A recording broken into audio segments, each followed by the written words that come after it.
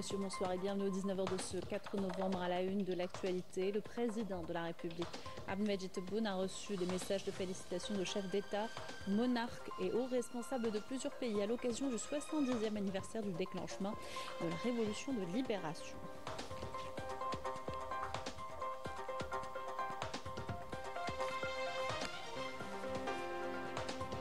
Présentation du projet de loi de finances 2025 à l'Assemblée populaire nationale, un texte qui préserve l'aspect social de l'État avec des mesures soutenant le pouvoir d'achat. Première réaction des députés dans ce journal.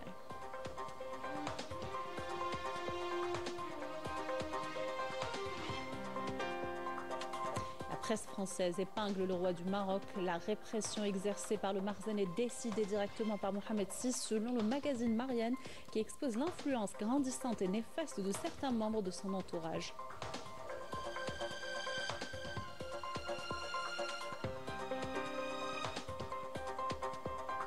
Incertitude sur l'issue des élections américaines à la veille du scrutin présidentiel. Les deux candidats tentent le tout pour le tout en essayant de faire basculer les États pivots de leur côté. Nous ferons le point tout à l'heure.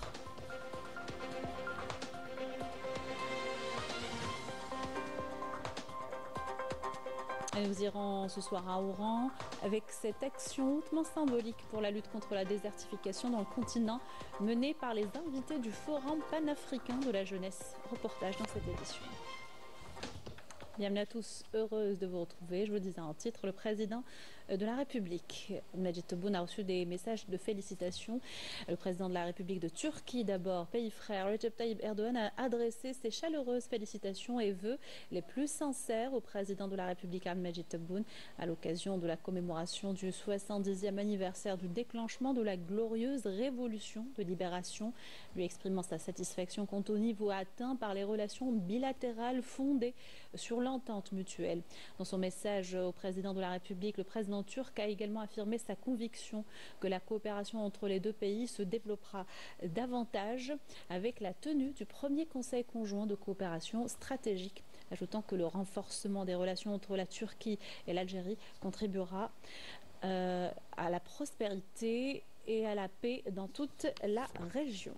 Le président de la République de Tunisie, Kais Saïed, a félicité le président de la République, Abdelmadjid Tebboune, à l'occasion de la célébration de l'anniversaire du déclenchement de la glorieuse révolution de libération nationale, lui souhaitant bonne santé et davantage de progrès et de prospérité au peuple algérien. Dans son message, le président tunisien a souligné la profondeur des valeurs de liberté, de souveraineté nationale et de l'histoire commune inspirée par la révolution du 1er novembre, durant laquelle le peuple algérien a rejeté l'injustice et le colonialisme, animé d'une ferme volonté et d'une détermination inébranlable pour une Algérie forte et prospère. Le président tunisien a réaffirmé à l'occasion sa fierté quant aux relations de fraternité sincère et forte qui unissent les deux pays, ainsi que la coopération et le partenariat solide établi dans tous les domaines. Le président de la République a également reçu les félicitations de la présidente de la République, Hellénique Ekaterini Sakellaropoulou, en son nom et au nom du peuple grec, à l'occasion de l'anniversaire du déclenchement de la révolution de novembre.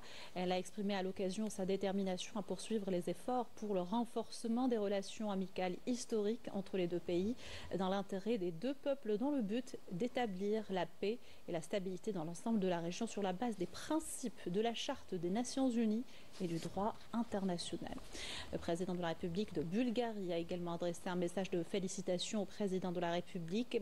En voici le contenu. C'est pour moi un grand plaisir de vous féliciter à l'occasion du 70e anniversaire du déclenchement de la révolution de libération algérienne, le 1er novembre 1954, date du début de la lutte pour le recouvrement de la liberté du peuple algérien ami. Je vous présente également mes chaleureuses félicitations au nom du peuple bulgare, ainsi que mes vœux de paix, de sécurité, de progrès et de prospérité au peuple algérien. Je voudrais affirmer à l'occasion notre volonté sincère de travailler ensemble pour stimuler notre coopération, et je reste convaincue que nos efforts communs contribueront à établir un esprit constructif et davantage de confiance pour aboutir à des solutions concrètes à la situation très complexe que vit le monde. Le président de la République de Serbie, Aleksandar Vučić, a félicité le président de la République, Ahmedin Tebboune, à l'occasion de la célébration du 1er novembre au nom du peuple serbe et en son nom propre, exprimant au président ses chaleureuses félicitations, au peuple algérien ses vœux de prospérité, soulignant que son pays continuera à développer la coopération avec l'Algérie dans tous les domaines. Il a également salué la position de l'Algérie dans la protection des principes fondamentaux du droit international et de la Charte des Nations Unies. Le président de la République a reçu un message de félicitations du président des Émirats Arabes Unis, Mohammed Ben Zayed Al Nahyan. En voici le contenu.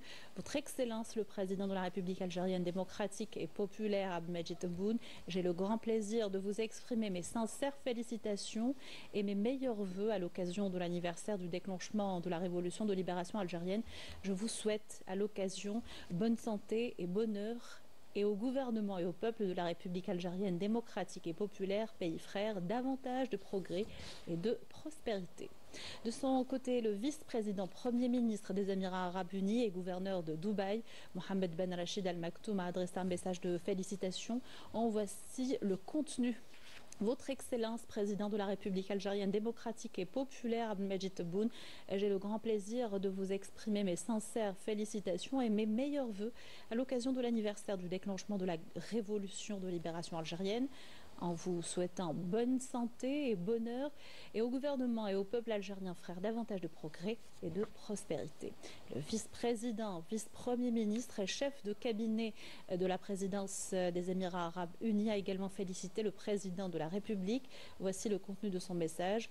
Votre Excellence, président de la République algérienne démocratique et populaire, Ahmedin Tebboune, j'ai le grand plaisir de vous exprimer mes sincères félicitations et mes meilleurs vœux à l'occasion de l'anniversaire du déclenchement de la révolution algérienne. Je vous souhaite bonne santé et bonheur, et au gouvernement et au peuple algérien frère davantage de progrès et de prospérité. Dans l'actualité également, présentation ce matin du projet de loi de finances 2025 à l'Assemblée populaire nationale. Lors d'une séance plénière présidée par le président de l'APN, Brahim Bourali, le ministre des Finances a détaillé le contenu du document devant les députés. Ces derniers continueront d'examiner et débattre autour de la loi du budget jusqu'à mercredi. Ils ont toutefois salué la préservation de l'aspect social et les mesures soutenant le pouvoir d'achat du citoyen que contient le document. Amal Bouarpa pour les détails. Présenté aujourd'hui à l'APN pour débat, le projet de loi de finances 2025 comporte plusieurs points forts qui ont été salués par les députés de l'APN. L'un des aspects mis en avant concerne le maintien du caractère social de l'État. Cette année, il va y avoir une augmentation du budget prévu pour le personnel avec une augmentation de 11,5%.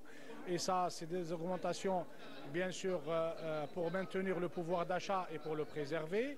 Notamment sur le budget des transferts sociaux, on insiste à chaque fois et on consacre toujours l'aspect social de l'État avec le soutien des produits alimentaires à consommation forte et bien sûr d'autres transferts tels que l'allocation au chômage. Pas la deuxième année consécutive que le président de la République a ordonné la suppression des taxes directes sur les produits de première nécessité qui touchent directement le citoyen. Aussi, dans cette loi de finances, on retrouve que la loi de finances a donné une occasion pour que notre économie va encore diversifier.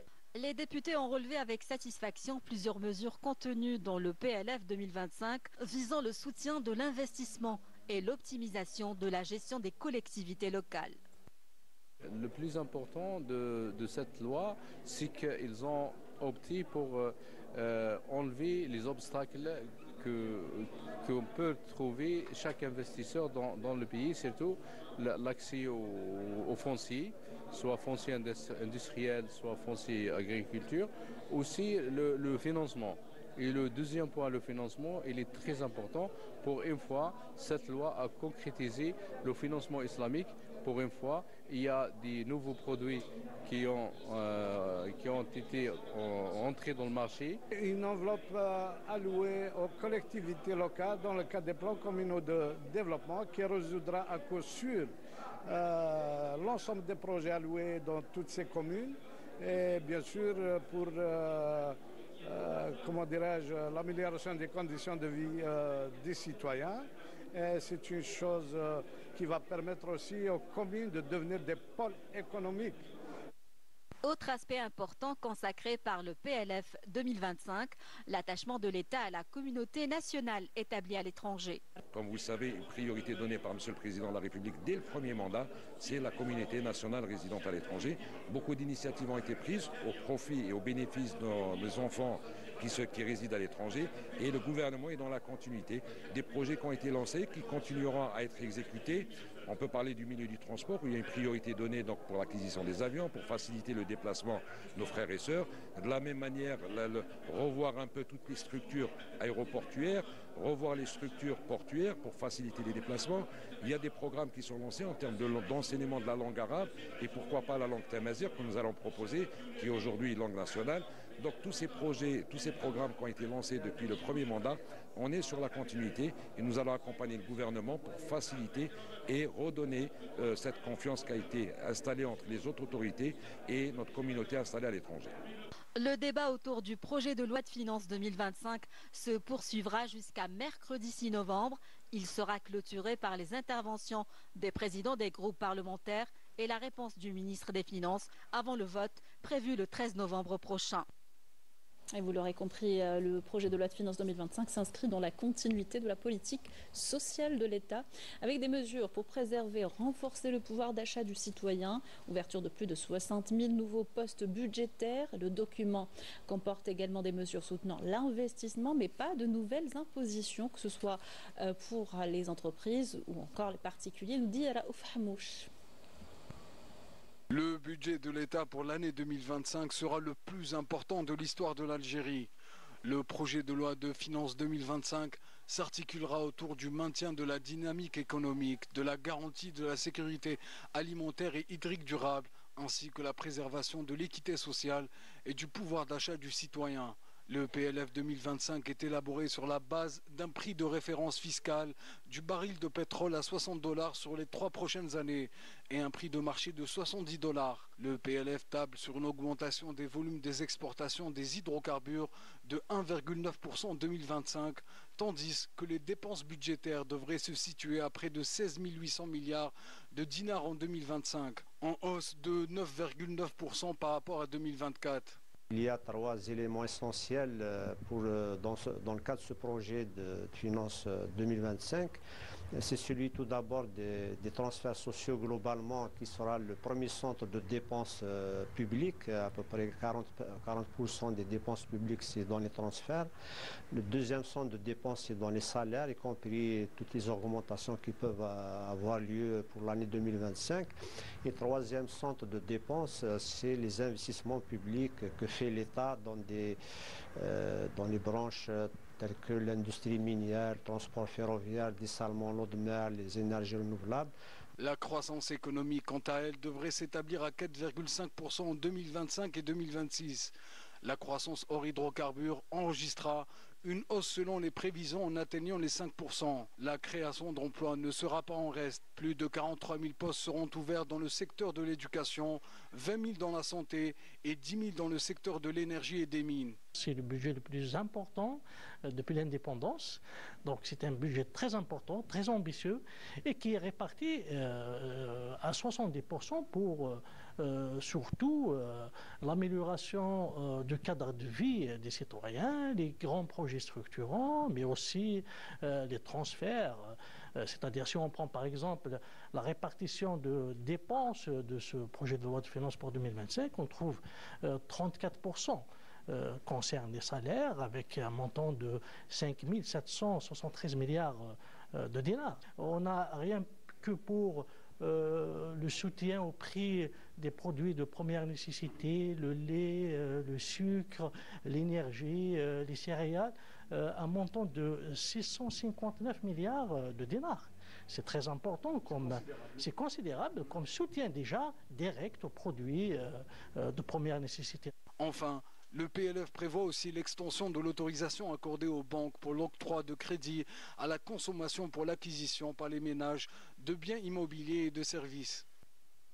coopération, le ministre de l'énergie et des mines, Mohamed Al-Arqab, a reçu une délégation de l'Assemblée parlementaire de l'OTAN. La rencontre a eu pour objectif le renforcement de la coopération dans les domaines de l'énergie et la sécurité énergétique entre l'Algérie et les pays du bassin méditerranéen et l'Europe dans le cadre des projets lancés pour le développement notamment des sources d'énergie propres à l'instar de l'hydrogène vert.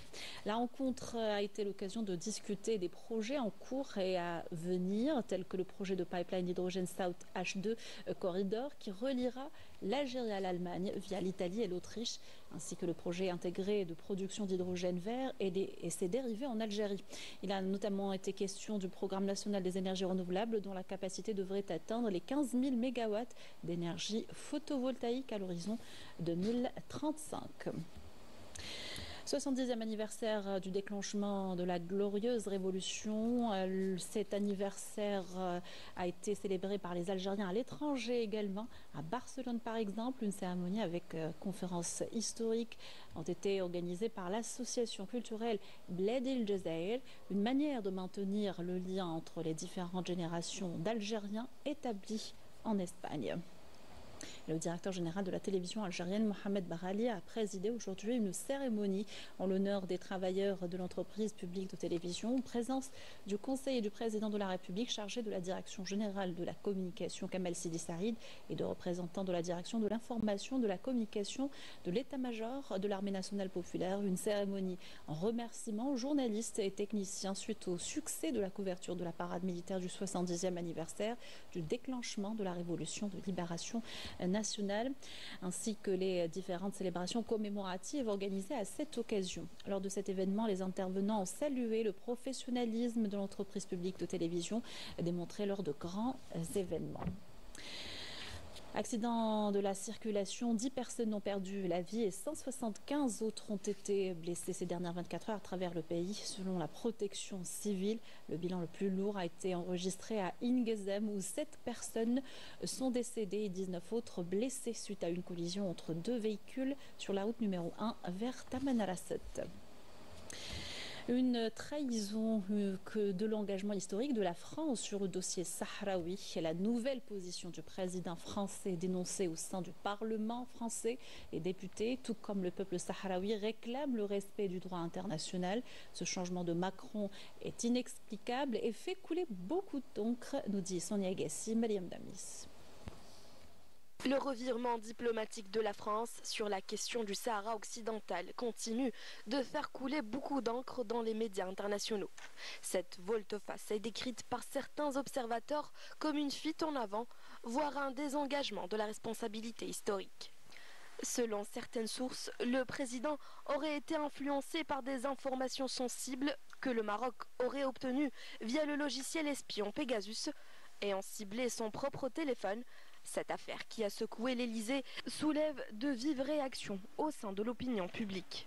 Des députés français ont d'ailleurs exprimé leur soutien au droit du peuple sahraoui à l'autodétermination, accusant Macron de trahir un engagement historique. Pendant ce temps, au Parlement européen, des représentants sahraouis réclament le respect du droit international et des arrêts de la Cour de justice européenne. Nous condamnons fermement l'atteinte flagrante portée par le président français à la décision concernant la question sahraoui ainsi qu'à la légitimité internationale. Nous dénonçons avec force la position du président français. Cette dernière décision de la Cour européenne a réaffirmé le droit du peuple sahraoui à l'autodétermination et a confirmé son droit exclusif sur les ressources naturelles. Ainsi, cette décision vient renforcer la lutte du peuple sahraoui pour sa liberté. Les rumeurs autour du roi marocain se confirment. La répression exercée par le Marzan est décidée directement par Mohamed VI selon le magazine français Marianne qui cite une source au palais royal. Le même article décrit et raconte les dérives du monarque et les influences de certains membres de son entourage sur ses décisions et le pouvoir en général. Malim Damis. Le magazine Marianne a jeté un pavé dans la mare. L'hebdomadaire français révèle une image surprenante du roi Mohamed VI, bien loin de celle cultivée depuis son couronnement en 1999. Présenté longtemps comme un roi proche de son peuple, accessible et discret, Mohamed VI aurait en réalité une face cachée, bien plus complexe. Une personnalité autoritaire marquée par une enfance difficile sous le joug sévère de son père Hassan II. Les témoignages recueillis par Marianne dressent un portrait sombre. Le roi serait un homme colérique au tempérament violent. Plusieurs sources évoquent des épisodes de violence physique envers ses propres conseillers. Un ancien diplomate marocain a évoqué un incident qui l'aurait profondément marqué. Il aurait été obligé d'annuler un rendez-vous après avoir été informé que le roi venait de frapper l'un de ses conseillers. Le cas de Mohamed Moutassim, professeur de droit constitutionnel, a également été mentionné comme particulièrement troublant. En 2006, ce juriste aurait subi une agression physique de la part de Mohamed VI devant d'autres conseillers. Un épisode traumatisant qui l'aurait plongé dans une profonde dépression et une tentative de suicide. Le magazine affirme également que le roi serait à l'origine de la condamnation à 20 ans de prison de Nasser Zefzafi, figure du mouvement du Hirak de 2017. Autre épisode qui a soulevé beaucoup de remous, l'arrivée des sulfureux frères Azaitar, combattants d'arts martiaux mixtes d'origine marocaine, dans l'entourage du roi. Ces hommes controversés auraient pris une place centrale au sein du palais, suscitant de vives tensions avec l'élite traditionnelle du Marzane. Et malgré l'implication directe dans la répression au Maroc, Mohamed VI est de plus en plus absent de la gestion des affaires du pays. Cette situation ouvre la porte à l'entité sioniste pour pénétrer les rouages du Marzane. Elle plonge encore plus le pays dans les crises sociales et le trafic de drogue. Walid Yousfi. Le Maroc vacille sous le poids de crises multiples. L'autorité du roi à la tête du Marzane n'est plus que jamais fragilisée. Pendant ce temps, le royaume est devenu un terrain propice pour des fonds douteux et des réseaux criminels que le Marzane utilise à des fins expansionnistes avec des agendas cachés alimentés par les réseaux de drogue et servant des intérêts sionistes. Avec l'absence croissante de Mohamed VI, les rapports de la presse mondiale révèlent un conflit en coulisses entre figures de pouvoir et agences de sécurité autour de la succession au trône. Chaque fois que le Maroc est pointé du doigt comme un acteur international dans le commerce de drogue et blanchiment d'argent, les autorités sécuritaires et judiciaires marocaines lancent des campagnes d'arrestation superficielles pour dissimuler les vrais coupables au sein du palais. Le journal espagnol El Independiente révèle plusieurs dossiers criminels concernant Fouad Ali El Himma, conseiller du roi. Des dossiers comprenant une corruption profonde et des relations douteuses avec des réseaux internationaux. Ces affaires impliquent aussi les services de sécurité et de hauts responsables au sein du Marzane, tout en faisant appel à des agents de l'entité sioniste pour fournir leur expertise aux autorités marocaines, couvrant le vaste réseau de drogue qui gangrène le pays. Dans l'actualité internationale également, l'hôpital Kamal Adwan à Gaza est violemment bombardé et détruit par l'entité sioniste. L'établissement situé à Beit Lahia est le seul hôpital encore fonctionnel dans le nord. Toute la zone est d'ailleurs sous embargo depuis des semaines, empêchant l'accès de la nourriture, l'eau et les médicaments. L'UNICEF a déclaré que 50 enfants ont été tués en l'espace de 2 jours à Gaza dans des frappes ciblant essentiellement des refuges. Aux États-Unis, plus qu'un jour pour connaître l'issue de la course à la Maison-Blanche. Donald Trump et Kamala Harris tentent le tout pour le tout après une campagne pleine de rebondissements. L'enjeu pour chacun des camps, faire basculer les États pivots de leur côté. Récit d'un match serré par Sabrina Kchelout. Dernière ligne droite pour Kamala Harris et Donald Trump. Les deux candidats à l'élection présidentielle américaine courent leurs ultimes meetings avant demain, jour d'un vote aux enjeux critiques pour les États-Unis et le reste du monde. Kamala Harris, 60 ans, pourrait devenir la première femme présidente des États-Unis. Elle avait pris cet été la place de Joe Biden dans la course démocrate à la Maison-Blanche. En face, Donald Trump, 78 ans, qui faisait figure de challenger, a réduit l'écart au fil de cette période électorale. Le républicain fait notamment figure de survivant auprès de ses supporters après 2 tentatives de meurtre dans une campagne à couteau tiré. 2 personnalités très différentes donc pour un scrutin aux multiples enjeux. À J-1, les sondages donnent tantôt l'avantage à Harris, tantôt à Trump. Et en dépit d'une grande présence de chacun, autant sur le terrain que dans les médias et les réseaux sociaux, les stars américaines affichant leur soutien pour l'un ou l'autre et les centaines de millions de dollars dépensés par chacun, rien ne semble encore départager significativement les deux camps. À cette heure décisive, les regards sont rivés sur les swing states, ou État pivot, d'autant que quelques dizaines de milliers de voix seulement pourraient décider de l'issue de ce vote. Arizona, Géorgie, Michigan, Nevada, Caroline du Nord, Pennsylvanie et Wisconsin, c'est là que se rendent les deux adversaires, chacun pour plusieurs meetings dans la même journée, et livrer les derniers efforts de la bataille.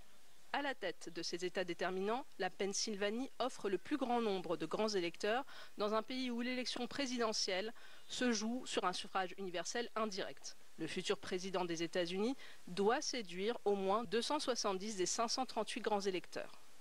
D'ores et déjà, sur 244 millions d'électeurs, près de 80 millions d'Américains, dont Kamala Harris, ont voté de façon anticipée. Autant de bulletins qui, d'avance, pèsent sur le résultat de la bataille, qui sera au coude à coude. Hier, une synthèse des sondages donnait Harris gagnante, mais seulement à 0,9 points devant Trump, un mouchoir de poche. Rien n'est joué, et 2 Américains sur 3 craignent une éruption de violence liée à cette élection. Alors, qui succédera à Biden dans le leadership de la première puissance économique et militaire mondiale? Réponse dans la nuit de mardi à mercredi, à l'issue du scrutin. Affaire à suivre donc, retour dans le pays et direction Oran où se tient le Forum panafricain de la jeunesse. En marge de l'événement, les jeunes participants se lancent à la découverte de l'Algérie. Venus des 4 coins du continent, les invités ont pu apprécier El Bahia dans toute sa splendeur. Les détails avec notre envoyé spécial Yassine Hamdi. Les participants au Forum panafricain de la jeunesse ont fait une virée dans la capitale de l'Ouest et sont restés sans voix devant la beauté des paysages d'Oran qui regorgent de potentialités touristiques.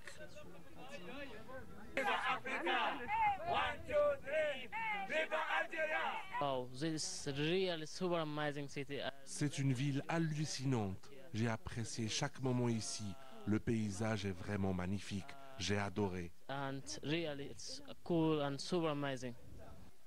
Consciente de l'importance de protéger son patrimoine culturel et historique, la jeunesse africaine veille à promouvoir, mais aussi à protéger son héritage. I think the best way for us to protect ourselves as a continent is to come together, such as Je pense que le meilleur moyen de protéger notre continent est de nous unir. Les plateformes telles que ce forum sont un excellent moyen d'échange et d'expression. L'identité africaine est une priorité et nous devons réaliser que l'unité est une force. In the way of that or break that apart. J'ai déjà fait la ville d'Oran 2 fois et c'est la première fois que je le fais dans la nuit comme ça. Oran, dans la nuit, c'est beau. Ils s'occupent très bien de nous. I think we need to collaborate as nations of Africa and also. Je pense que nous devons collaborer afin de promouvoir notre culture en termes de langage, vêtements et traditions culinaires. Ça jouera un grand rôle dans la promotion et la protection de la culture africaine. For continent in that manner. L'organisation de ce forum est une aubaine pour la jeunesse africaine venue en force à Oran afin de renforcer l'échange d'expériences interafricains. Et dans un geste hautement symbolique pour la lutte contre la désertification dans le continent, une action a été menée par les invités du Forum panafricain de la jeunesse à Oran. Un nombre important d'arbres ont été plantés au village olympique de la wilaya. Reportage de Yassine Hamdi. La protection de l'environnement est un défi majeur pour le continent africain. Les participants au Forum panafricain de la jeunesse ont tenu à marquer cet événement avec une action verte. Une importante opération de plantation d'arbres a été organisée au village olympique à Oran. Cette campagne, elle est bienvenue parce que nous le faisons déjà. En Côte d'Ivoire, nous menons assez de séries de planting d'arbres et c'est pour nous une bonne action, surtout que chaque pays ici représenté va planter un arbre. Ça montre la diversité, ainsi aussi l'inclusion. Nous protégeons ensemble l'environnement, ce qui rentre également dans le développement durable. De nos jours, l'Afrique fait face à de nombreux challenges, à l'instar de la désertification due au changement climatique. C'est pour cela que la protection de la biodiversité du continent revêt une importance cruciale dans le maintien de l'équilibre naturel. Cette campagne de plantation d'arbres, elle est d'une importance très capitale pour les générations actuelles et les générations à venir. Nous devons faire la paix avec la nature, parce que si nous ne faisons pas la paix avec la nature, et nous aurons du mal nous-mêmes à bien vouloir à vivre sur la terre et aussi à astreindre la bonne vie des générations à venir. Donc la plantation des arbres aujourd'hui, c'est un signal très significatif pour la lutte contre les changements climatiques et aussi la préservation de la biodiversité. L'Afrique peut donc compter sur sa jeunesse consciente et engagée afin de relever le défi climatique avec succès. C'est bon. Voilà qui termine notre journal. Merci de l'avoir suivi. Excellente soirée sur Canal Algérie.